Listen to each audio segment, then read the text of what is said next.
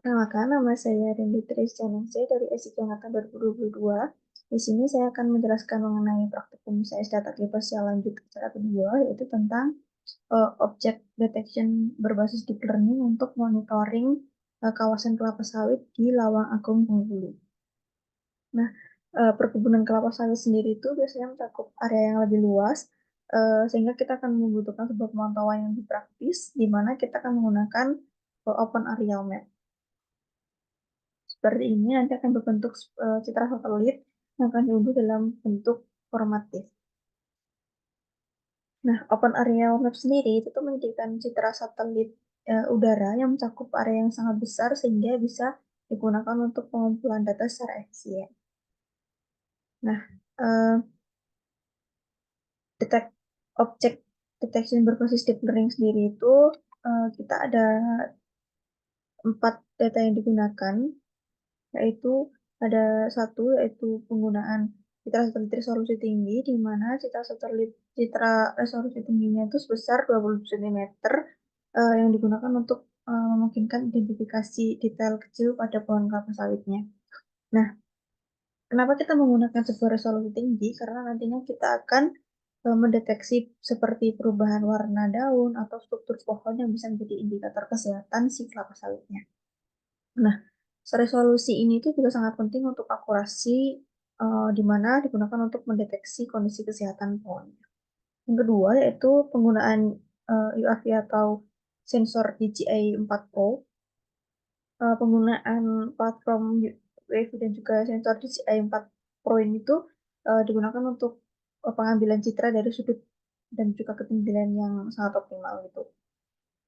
Nah, dengan penggunaan UAV dan juga sensor yang sangat tinggi itu tuh juga membantu untuk memperoleh data yang lebih presisi, terus juga digunakan untuk klarifikasi dari deteksi pohon objeknya. Terus yang ketiga yaitu ada integrasi dalam sistem GIS, di mana kita menggunakan dua jenis data, yaitu ada IMAX sama MapLayer. Nah, IMAX sama MapLayer ini nantinya digunakan di perangkat lunak GIS untuk analisis yang lebih lanjut lagi. Contohnya yaitu perubahan kesehatan pohon dapat dipantau dan dianalisis secara berkala gitu. Yang terakhir yaitu tentang aksesibilitas dan lisensi terbuka.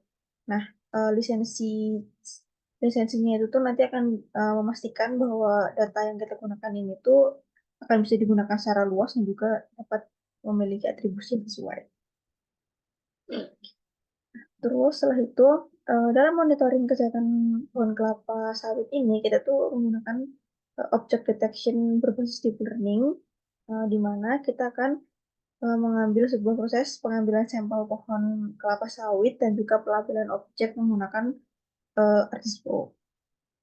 Nah, pengambilan pengambilan sampelnya sendiri itu kita menggunakan 3 block mark dengan 3 sampel yang berbeda, yaitu untuk kelapa sawit yang memiliki warna hijau pekat, kelapa sawit yang memiliki warna hijau muda, dan juga kelapa sawit yang memiliki bayangan. Untuk pengambilan sampel sendiri minimal adalah 30%.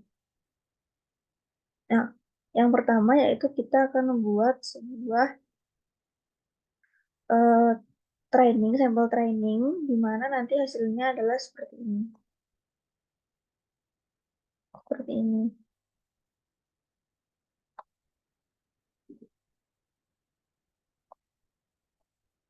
Nah, ini.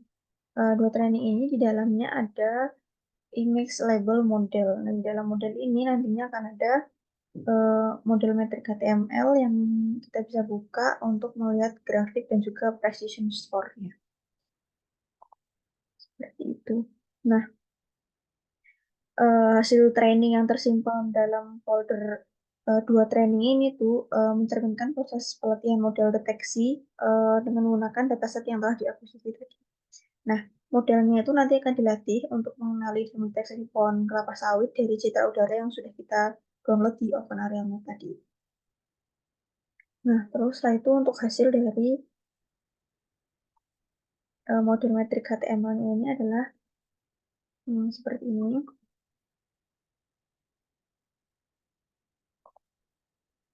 Nah, Untuk nilai precision score sendiri itu digunakan untuk mengukur akurasi model dalam mendeteksi pohon kelapa sawit, di mana punya saya di sini ada 0,078.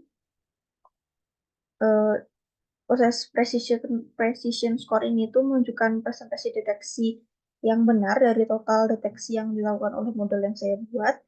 Eh, di mana saya tadi kan 0,078 berarti sekitar 7,84% dari semua prediksi yang saya identifikasi sebagai pohon kelapa sawit itu memang benar-benar bahwa pohon kelapa sawit.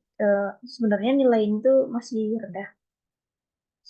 Gitu. Sedangkan di sini ada dua grafik, di mana ada grafik trend dan juga validation loss. Ini trend dan juga validation. Nah, untuk grafik trennya sendiri itu tuh nilai loss untuk data pelatihan menunjukkan tren yang menurun yang cukup stabil seiring dengan jumlah byte yang diproses. Nah, itu tuh menandakan bahwa model berhasil belajar dari data pelatihan dan melakukan penyesuaian bobot secara efektif. Turun. Nah, sedangkan untuk validation loss-nya sendiri juga menunjukkan penurunan awal yang signifikan, kemudian ada sedikit penaikan dan penurunan yang dirasa cukup stabil.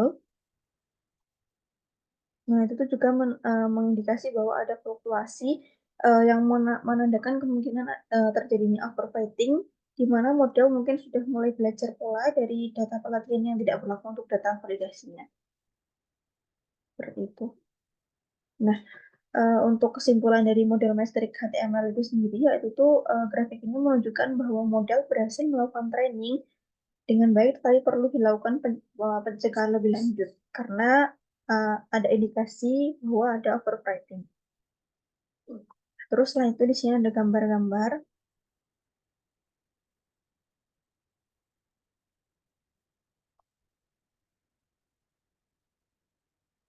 Nah, gambar-gambar itu sendiri tuh ada dua jenis, yaitu ground truth versus prediction sama kesesuaian prediksi. Di mana untuk ground truth versus prediction itu tuh model terlihat dapat mendeteksi pohon kelapa sawit pada beberapa lokasi yang sesuai pada ground truth, tetapi beberapa prediksi juga tampak tidak akurat atau terdapat kesalahan deteksinya.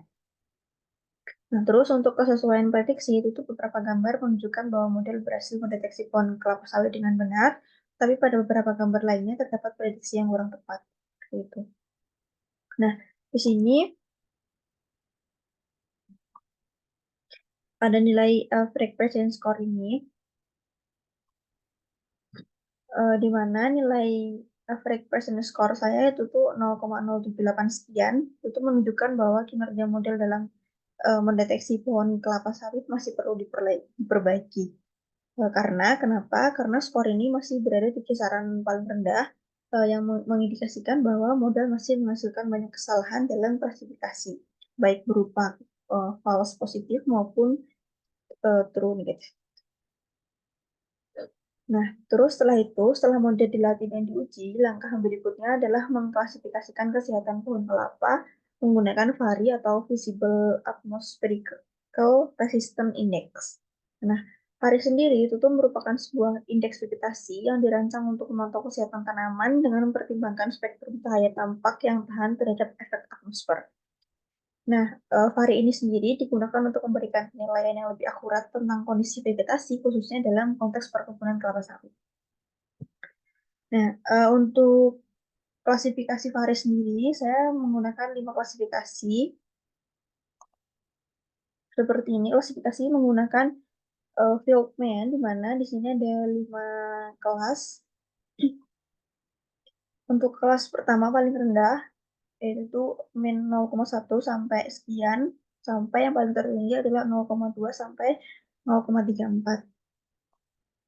Nah, untuk 5 kelas ini sendiri, yaitu ada very poor health, ada poor health, moderate health, good health, sama very good health.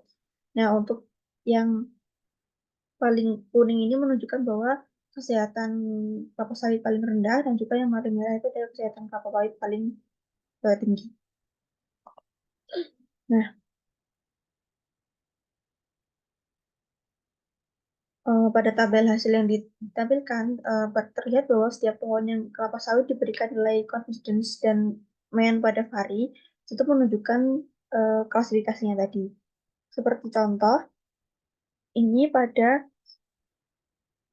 field 1, if ID 0, itu tuh nilai min-nya 0,1, berarti dia masuk di ini, kelas keempat, yaitu kelas good health. Seperti itu. Nah, penggunaan VARI sendiri dalam pengelolaan perkebunan kelapa sawit itu memungkinkan untuk pemantauan kesehatan tanaman secara efektif, terus membantu manajer perkebunan untuk mengidentifikasi area dan juga untuk perencanaan lebih lanjut tentang pemeliharaannya. Nah, di sini ini adalah semua tools-tools yang digunakan untuk pembuatan monitoring kelapa sawit ini, di mana ada explore training data for deep learning yang menghasilkan folder 2 training yang tadi dibuka sebagai grafik dan juga practice store tadi. Terus yang kedua ada train deep learning model, di mana kita juga menggunakan batch size 8. Terus ada detection object using deep learning. Nah, di sini saya 1, 2, 3, 4, 5, 6, 7, 8. Di sini saya mencoba sampai 8 kali karena ternyata jika data citranya tidak di zoom, maka nanti titik-titik atau kotakan yang akan keluar itu tuh tidak terlalu banyak dan hanya sedikit di bagian titik sampel yang sudah dibuat.